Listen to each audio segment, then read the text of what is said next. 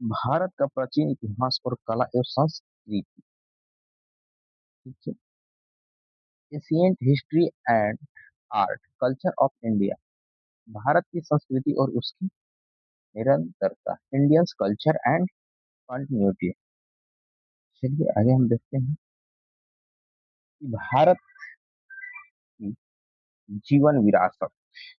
विरासत उन संस्कृति के ऐतिहासिक और प्राकृतिक संपदाओं को कहते हैं जो हमें अतीत से मिलती है। इसे कहते हैं जो हमें अतीत से मिलती है, और अतीत से किस माध्यम से मिलती है, जिन्हें हम आने वाली पीढ़ियों को सौंप देते हैं। इनमें किसी समाज की साझा स्मृतियां, प्रथाएं, परंपराएं और भौतिक सांस्कृतिक वस्तुएं शामिल होती है। ठीक है। जैसे कि मूर्ति विरासत, अमूर्त विरासत। ठीक है। प्राकृतिक विरासत, ये सब चीजें। मूर्त विरासत, इनमें स्थापत्य जैसे एलोरा की मंदिर, सांची स्तूप, मूर्तियां जैसे चोलकालीन कांस्य प्रतिमा, प्राचीन पांडुलिपि शामिल है। अमूर्त विरासत, इनमें गुड़ दार्शनिक परंपराएं जैसे वेदांत, साहित्य परंपराएं जैसे सांस्कृतिक महाकाव्य, संगम साहित्य और जीवंत त्योहार शामिल हैं। प्राकृतिक विरासत, जैव विविधता, पवित्र नदियां जैसे गंगा नदी, पश्चिमी घाट भारत की विरासत अभिन्न अंग है। ठीक है? भारत के मामले में इसकी विरासत केवल पुरातन अवशेष ही नहीं है, बल्कि एक परिवर्तनशील और जीवंत शक्ति है जो हमारी पहचान बनाती है, हमारे वर्तमान को आकार देती है और भविष्य को दिशा देती है। इस विरासत की गहरी समझ बहुत जरूरी है, क्योंकि यह हमें अतीत से जोड़ती है, गहरे सबक सिखाती है और रचनात्मक के लिए प्रेरित करती है। भारतीय संस्कृति और उसकी विशेषताएं। ठीक है। आइए हम समझते हैं कि भारतीय संस्कृति और उसकी विशेषता क्या है। दूसरी ओर सांस्कृतिक उन साझा विश्वासों, मूल्यों, रीति रिवाजों, प्रथाओं, कलाओं और सामाजिक व्यवहारों को कहते हैं जो लोगों के एक समूह या एक समाज को परिभाषित करते हैं या उन्हें पहचान दिलाते हैं। इनमें भाषा, धर्म, रीति रिवाज, कला, संगीत, साहित्य और पाक परंपरा यानी कि खान पान आदि शामिल है। ये सभी मिलकर किसी समाज को पहचान देते हैं। क्या करते हैं? पहचान देते हैं। निरंतर और अनुकूलनशीलता। भारतीय संस्कृति समय के साथ बदलती रही है, यानी कि जो भारत की संस्कृति है वो समय समय के साथ क्या होती है, बदलती रहती है, लेकिन अपनी प्राचीन जड़ों से जुड़ी रहती है। बदलती है लेकिन इसकी जो प्राचीन जड़ें हैं उससे क्या होता है, यह जुड़ी रहती है।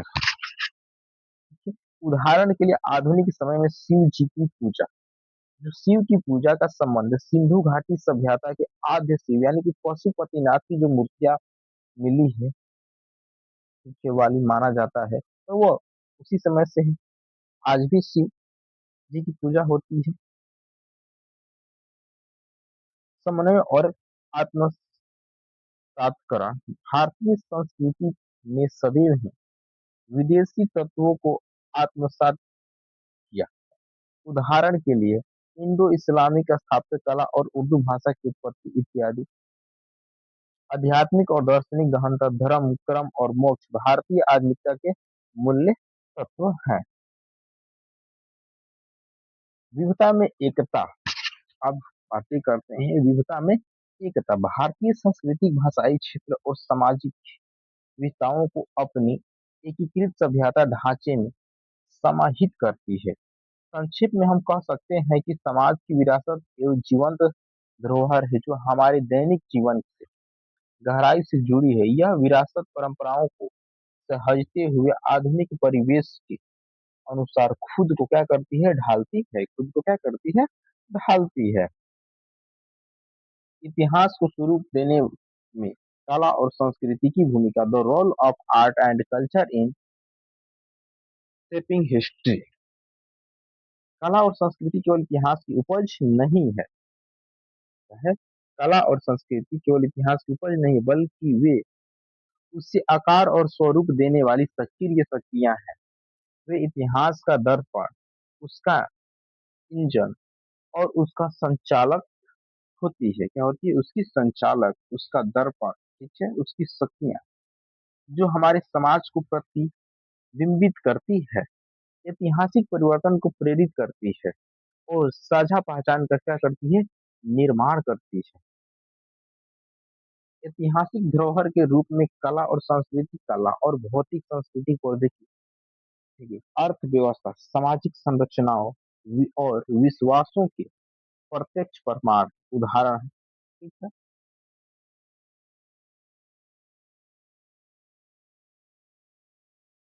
भीमबेटका के सिलसिला कला, इनके चित्र, शिकार और तौर तरीके, जानवर और सामुदायिक अनुष्ठानों को दर्शाते हैं।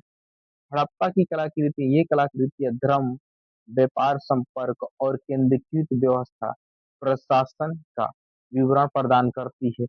मंदिर मूर्ति कला के अलग अलग, ये अलग अलग मानव सभ्यताओं को दरबारी जीवन, सैन्य व्यवस्था और आम लोगों को रहन सहन झांकी प्रदान करती है। साथ सत्ता की व्यवस्था को शक्ति प्रदर्शन के रूप में कला शासकों ने अपनी सत्ता को मजबूत करने और अपने शासन की व्यवस्था प्रदान करने के लिए कला और स्थापत्य का प्रयोग किया। इस प्रकार कला और वास्तव में सत्ता को व्यवस्था प्रदान करने तथा शक्ति को प्रदर्शित और पारस्परिक करने के साधन के रूप में कार्य किया। उदाहरण के लिए मौर्यकालीन स्तंभ,